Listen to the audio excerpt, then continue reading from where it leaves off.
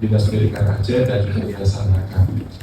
Kita mulai dengan ini, kenapa ini penting terkait dengan pendidikan kita. Kita harus tahu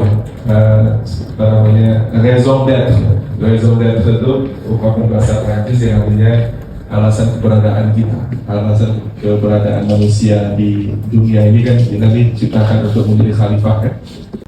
Mereka protes bahwa kenapa manusia jadi khalifah, padahal manusia itu suka merusak lingkungan.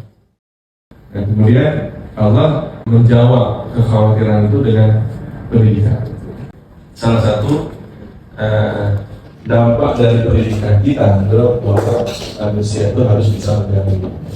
Itu inilah relevansi antara kenapa kita perlu berkolaborasi dengan stakeholders yang memang mempunyai tujuannya bisa melindungi lingkungan atau membuat tidak merusak lingkungan. Maka dasar inilah kita akan lakukan kolaborasi dengan pakar dan juga dengan siapapun dalam rangka membuat dunia ini lebih damai, dunia ini lebih asli.